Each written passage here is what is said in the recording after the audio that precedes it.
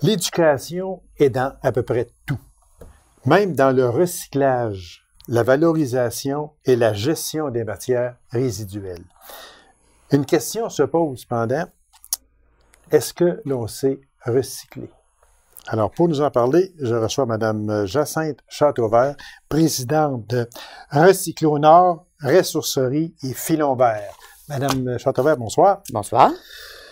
Dans mon intro, je disais, je demandais aux gens, tiens, est-ce qu'on sait recycler? Savez-vous recycler? Qu'est-ce qu'on répond à ça? Ben, le recyclage, il y a différentes choses. On parle de la notion des 3 RV. Oui, le premier, c'est la réduction à la source. Oui.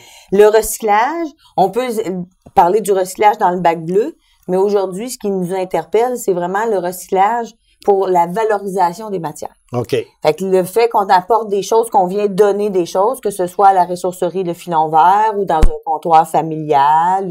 Et ce n'est pas la même chose, là, du tout, quand non. on parle de recycler, puis ce n'est pas la même chose, là, d'aller porter un objet qui peut servir encore, puis quand on prend le fameux bac bleu, ce n'est pas la même chose. Non. Le bac bleu, c'est une chose pour faire du recyclage, des choses qui vont être envoyées dans un centre de tri. Quand on a des choses qui sont encore bonnes, on peut les amener, si c'est des vêtements, on les amène dans un comptoir familial où ils récupèrent les vêtements. À la ressourcerie Le Filon Vert, on récupère pas de vêtements, mais on récupère un paquet d'autres choses. Okay. Fait que dans le fond, quand on dit que l'éducation, faut quand même se poser différentes questions. Parce que quand on apporte des choses, faut s'assurer que l'organisation qu'on vise recueille les choses qu'on veut bien lui apporter.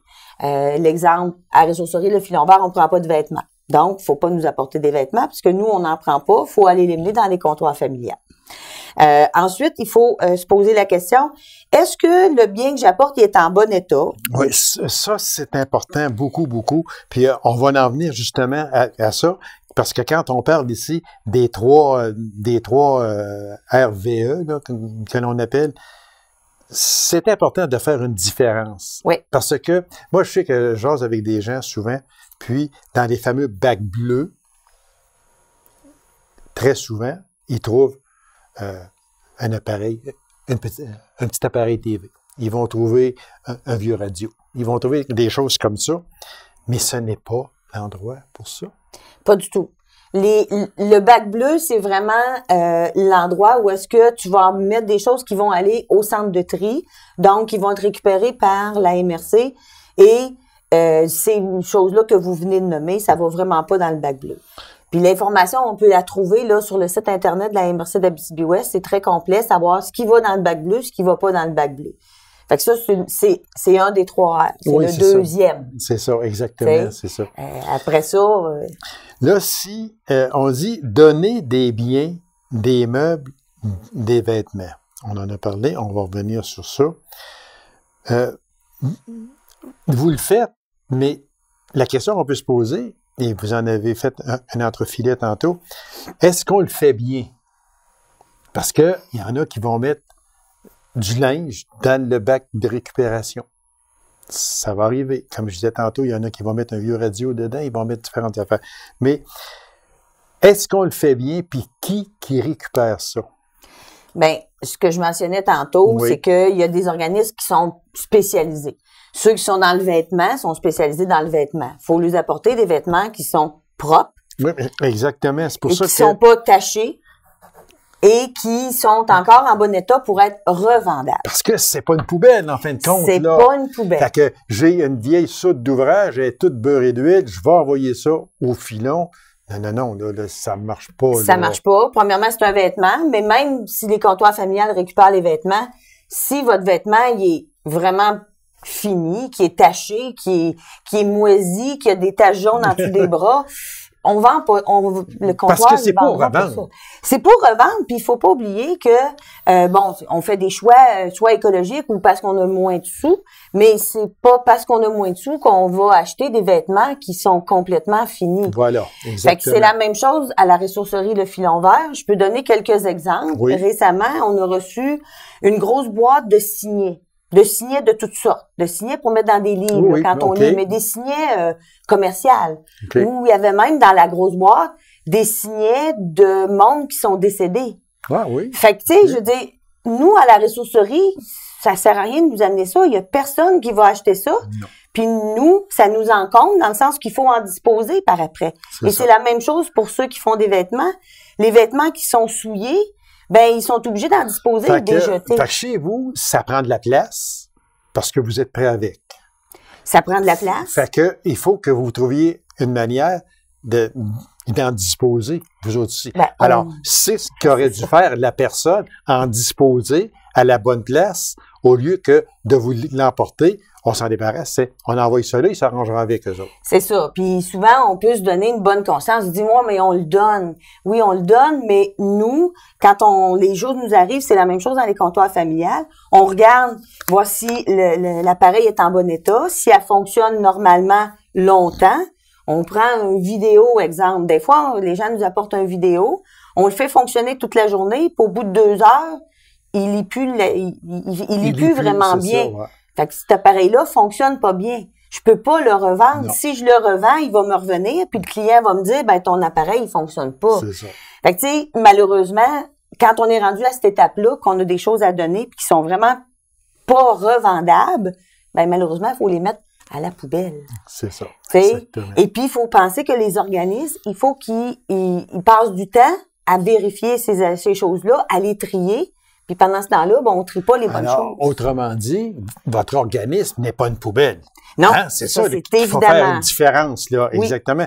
Parce que, comme on le disait tantôt, si vous envoyez quelque chose chez vous qui n'est pas revendable, vous êtes obligé d'en disposer. Exact. Alors, j'espère que les gens se disent pas, on va envoyer ça là, nous autres, on s'en débarrasse, comme je disais tantôt, là. Ce n'est pas la bonne manière.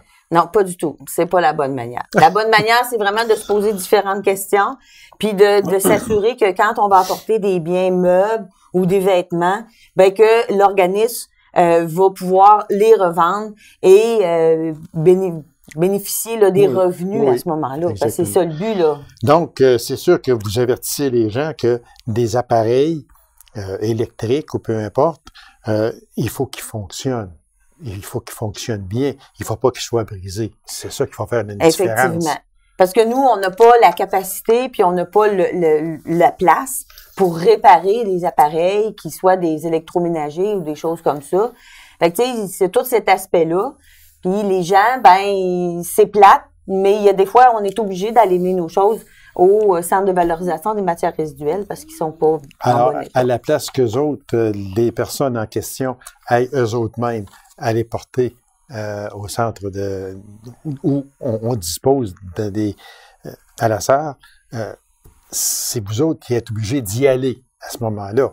Effectivement. Fait que c'est pas... Ça nous occasionne du temps, donc des frais supplémentaires. C'est vraiment important parce que ça arrive bien plus souvent qu'on pense. Une autre chose qui arrive malheureusement trop souvent, c'est de camoufler des matières comme du linge dans le fond d'une boîte. On met tout ce que c'est qui est récupérable. Tiens, je vous emporte ça, merci beaucoup. D'un coup, on lève peu importe quoi, puis on trouve des affaires qu'on s'en est débarrassé. Oui, effectivement, parce qu'il faut trier quand on apporte les choses en fonction de ce que l'organisme auquel on apporte des matières récupère vraiment. Effectivement, à la ressourcerie de Filon Vert, on ne récupère pas de vêtements. Mais ça arrive très souvent qu'on nous apporte en même temps que d'autres choses des vêtements.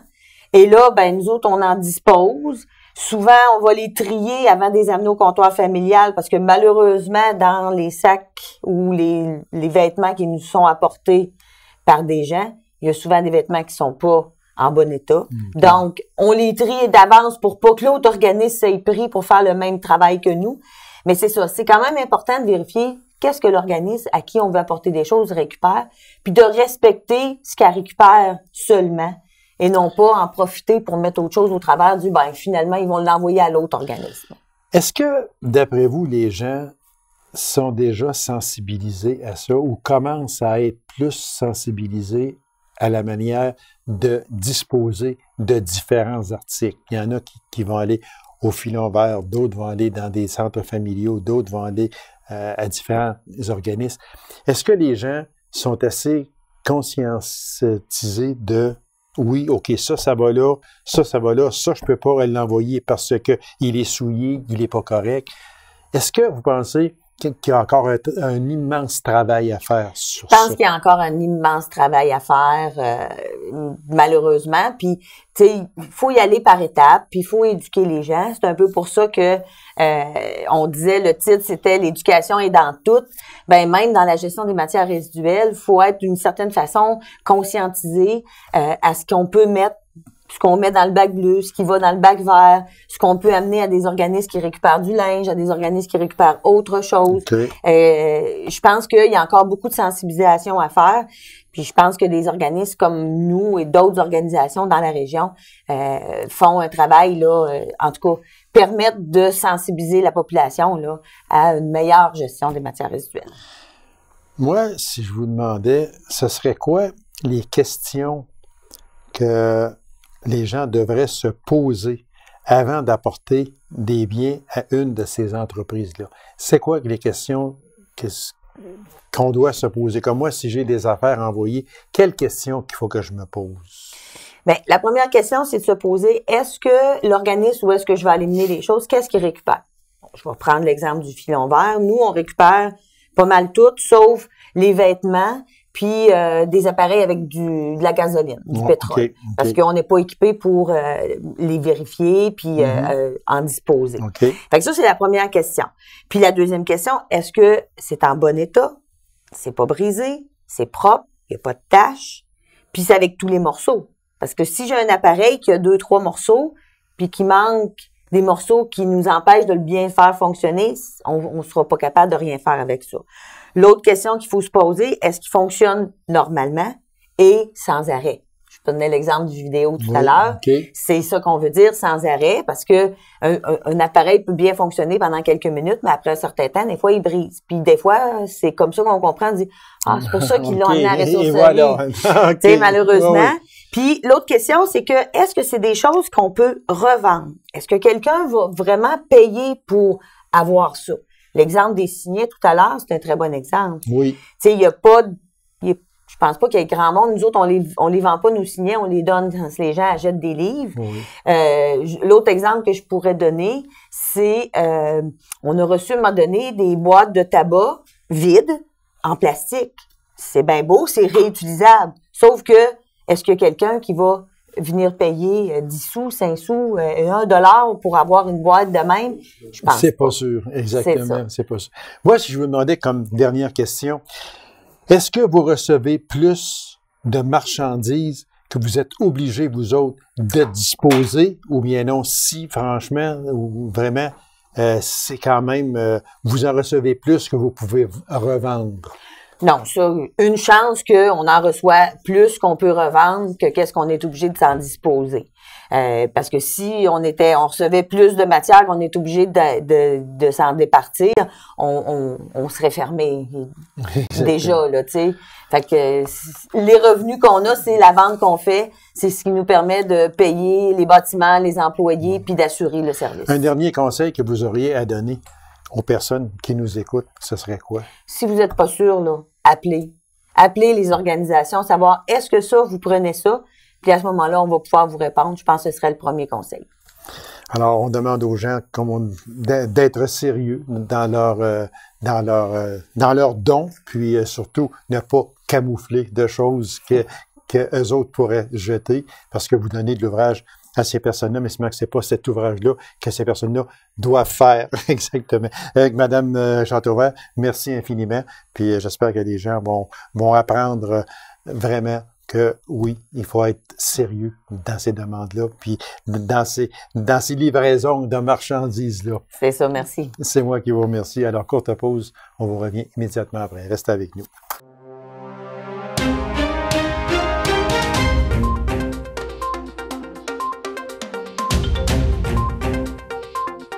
L'itinérance est-elle un problème réel chez nous ou si l'on voit ça seulement dans les grands centres? Alors, pour nous en parler, je reçois Mme Josiane Michaud, directrice clinique de la Maison du Compagnon de La Sarre. Bonsoir, Madame. Bonjour.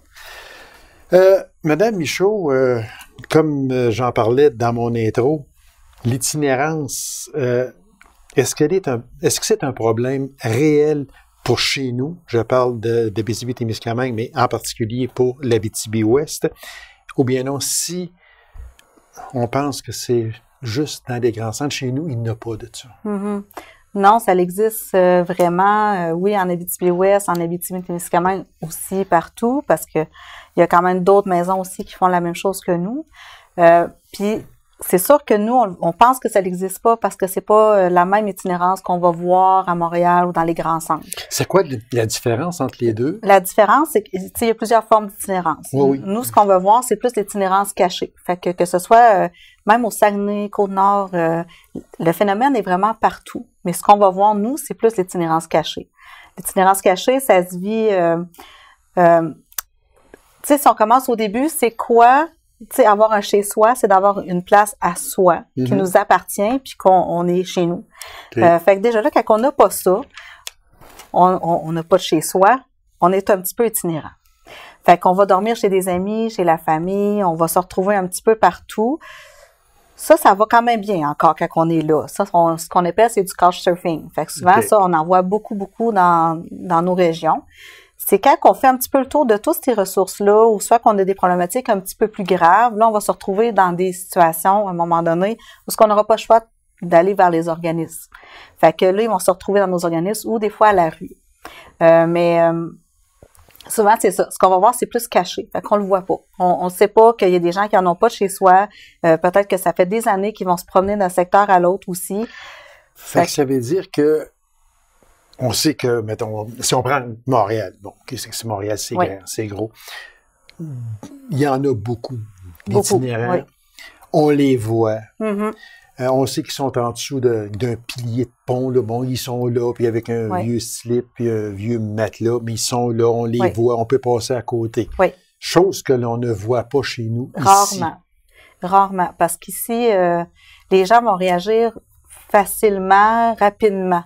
Que ce soit d'autres intervenants, d'autres organismes, on va être à l'affût. Admettons des problématiques, on va essayer de réagir rapidement, de référer, on va prendre en charge. Les policiers aussi, souvent, ils vont voir les gens. Oh, tu sais, ça, non, il est dehors, ça va pas bien. Ils vont souvent appeler les organismes, ils vont nous appeler, ils vont dire, écoute, j'ai quelqu'un, il a besoin d'une place où dormir. Ils vont référer à l'urgence. Fait que souvent, on a un bassin de population plus petit, fait qu'on réagit rapidement à ces situations-là. OK, c'est vrai, OK. Tandis que dans les grands centres, c'est très grand, malgré le paquet d'organismes qui sont là. Il y a l'itinérance visible qu'on voit, mais à part ça, il y a ceux qui sont cachés aussi, parce qu'il y en a aussi là-bas. Sûrement. Fait que c'est pour ça qu'à un moment donné, ils voulaient faire comme un dénombrement des itinérants. C'est très difficile parce que c'est pas vrai qu'ils sont tous visibles. Il y en a qu'on voit pas non plus. Fait que souvent, les données sont pas toujours justes du nombre d'itinérants qu'il peut y avoir en province. Ici, de chez nous, en Abitibi-Ouest, il peut en avoir combien? Je sais que c'est dur d'évaluer. C'est dur d'évaluer. Mais selon le niveau connaissance, là, selon... moi, je parlais avec nos statistiques à nous, admettons. Ce qu'on remarque au cours, nous, des 5 dernières années, c'est que c'est pas un phénomène qui s'en va en diminuant. Au contraire, ça l'augmente. Ah oui? Oui. Okay. Fait que les gens, ils ont des problématiques diverses, là. Nous, c'est peu importe, là. C'est oui, il y a l'itinérance cachée, oui, il y a la toxico, santé mentale, peu importe, mais ça l'augmente. Fait qu'on a comme, juste pour donner une idée, 2018-2019, l'année passée, notre taux d'occupation était à 78 %. Oh mon Dieu. Cette année, on est comme à la moitié de notre année financière, on est à 104 %. 104 %? Oui, fait qu'on est en débordement. Mon Dieu, Fait que ça, c'est environ, là, on a eu les 5 dernières années, là, 204 admissions dans nos services. Fait que ça, c'est 126 personnes différentes qui sont venues. Parce qu'il y en a des fois qui peuvent revenir plus qu'une fois. Oui, okay. Mais c'est 126 personnes différentes. Fait que dans une année, on peut avoir 25-36 personnes qui vont venir dans notre hébergement. Notre hébergement comme 24/7, parce qu'on a un autre service aussi qui est au niveau de l'itinérance, là, que c'est juste de venir dormir puis qui quitte le matin. Okay. Fait que... Qu'est-ce, selon vous, qui mène à l'itinérance? Qu'est-ce qui fait qu'une personne devient itinérante. Je sais qu'il y a plusieurs causes, Ouais. c'est sûr, mais la grande cause, c'est quoi? Est-ce qu'on peut parler de drogue, on peut parler d'alcool, on peut parler de... On peut c'est parler quoi? de tout ça. Un peu tout ça. Je dirais que chaque cas est unique, chaque histoire est unique. Des fois, qui arrive dans nos services, oui, il peut y avoir tout ça mélangé ensemble, puis des fois, il peut y avoir rien de ça non plus. C'est juste que je viens de passer au feu, j'ai plus d'endroit, ça me prend de place où rester. Ou j'ai vécu de la violence conjugale, ou tu sais, peu importe, on a vraiment plein d'histoires de gens qui se retrouvent. Fait que, tu sais, nous, ce qu'on dit justement, c'est ça peut arriver vraiment à n'importe qui. Il n'y a personne qui peut être à l'abri. C'est sûr, oui. Puis, votre rôle à vous, comme directrice clinique, et le rôle de la maison du compagnon face à ces personnes-là. C'est quoi votre rôle à vous et à la maison? Notre mission, nous, de prime abord, c'est vraiment de l'hébergement temporaire.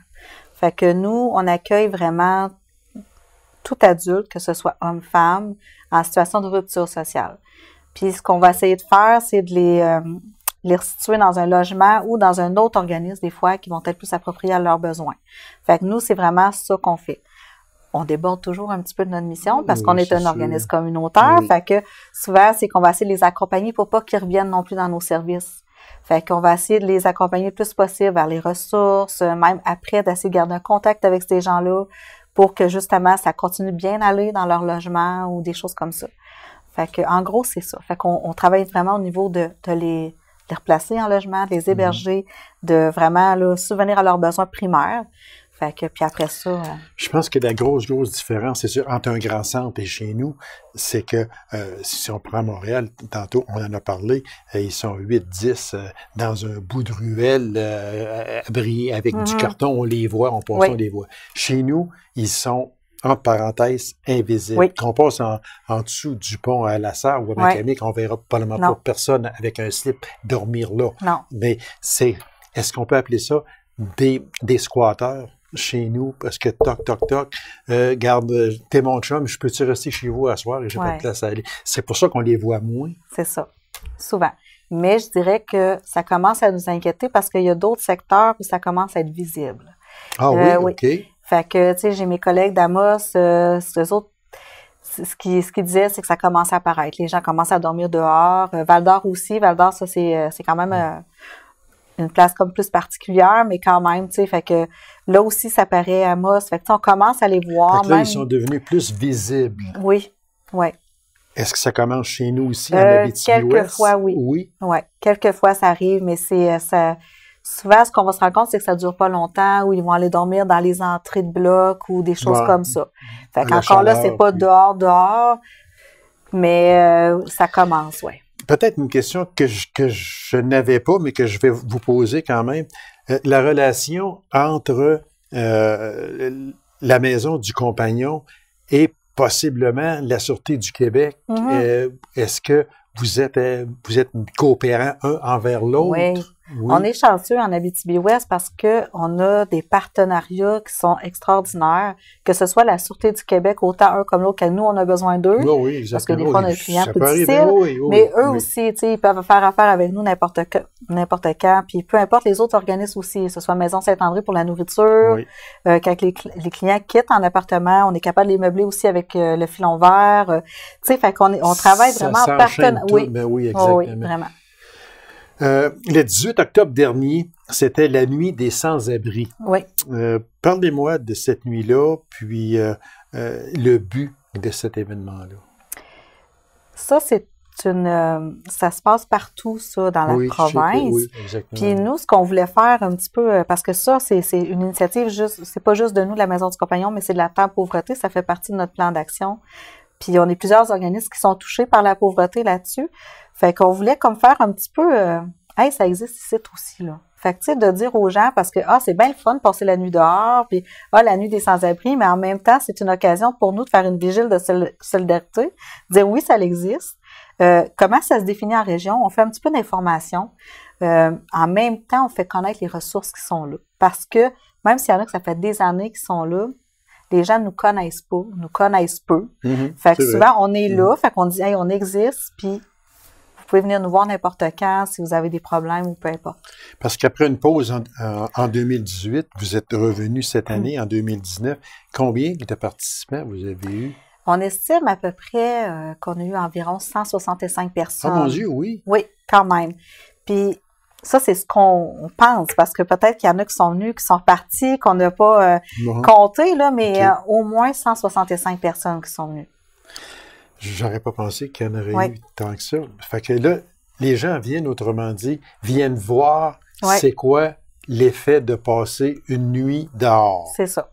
Nous, on a comme triché un petit peu parce qu'on n'a pas passé la nuit, là. Ouais, ça l'a fini quand même autour d'11 heures, mais oui, ils viennent voir ce que c'est. Ils sont curieux. Ils veulent connaître. Puis on a eu des témoignages aussi de personnes durant la soirée.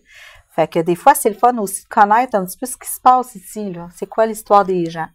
Fait que, puis en même temps, on reçoit des dons. Fait que, tu sais, les gens, là, ça répond très, très bien. On a eu des sacs de manteaux qu'on a redistribués, là. Fait que, en même temps, c'est comme un temps que les gens peuvent ordonner au suivant aussi. Okay.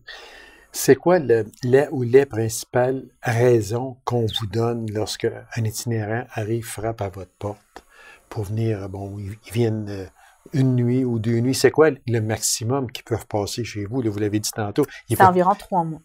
3 mois? Ah, 3 mois, ça, c'est oui? Ce qu'on dit, nous, c'est notre maximum. Mais... Ça veut dire que la personne qui frappe à votre porte, elle n'a plus d'endroit où demeurer. Elle frappe à votre porte, elle peut rester là jusqu'à 3 mois. Jusqu'à 3 mois. Mais il y a des choses qui se passent dans ces 3 mois-là, par exemple. Oui. Mais on sait que les logements sont difficiles à trouver. Oui.